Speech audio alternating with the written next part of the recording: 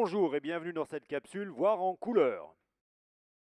Rappelons d'abord que voir, c'est d'abord recevoir de la lumière qui est émise depuis une source, puis diffusée par l'objet jusqu'à notre œil. L'activité relative des trois types de cônes, chacun sensible à un type de lumière colorée, rouge, verte ou bleue, permet au cerveau de restituer toutes les couleurs. Les daltoniens confondent certaines teintes de rouge et de vert. Ces anomalies de perception de couleur sont liées au dysfonctionnement ou à l'absence d'un ou plusieurs types de cônes. Toute lumière colorée peut être reproduite en superposant, en certaines proportions, trois faisceaux lumineux de couleurs dites primaires, le rouge, le vert et le bleu. Ce procédé porte le nom de synthèse additive trichromatique RVB. Lorsque deux lumières de couleur primaire se chevauchent avec des intensités égales, elles donnent une lumière d'une couleur secondaire, le cyan, le magenta ou le jaune. Le blanc est obtenu lorsque les trois lumières de couleur primaire sont additionnées en proportion égale. Et le noir résulte de l'absence totale de lumière. Deux couleurs sont complémentaires l'une de l'autre si, par synthèse additive, elles forment une lumière blanche.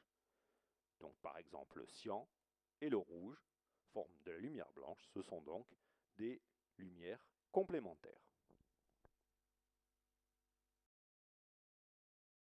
La restitution des couleurs par un écran LCD est obtenue par synthèse additive. Le principe utilisé est toujours le même. Chaque point de l'image ou pixel est formé de trois luminophores qui diffusent des lumières rouges, vertes et bleues avec des intensités lumineuses variables. Ces luminophores sont trop proches les uns des autres pour que l'œil puisse les distinguer. Le cerveau fait donc pour chaque point de l'image la synthèse additive des lumières rouges, vertes et bleues reçues par l'œil.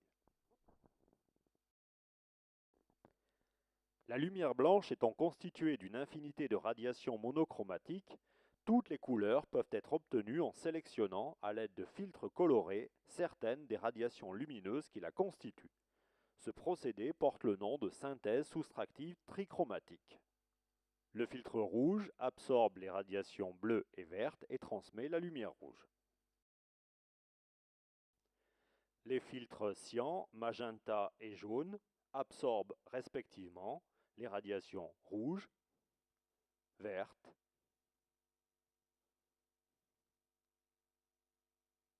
et bleues.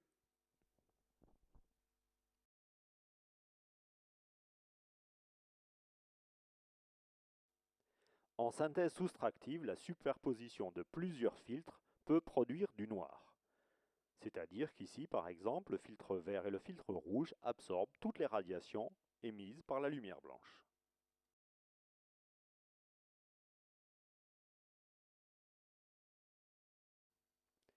La surface d'un objet éclairé peut renvoyer une partie de la lumière incidente dans toutes les directions.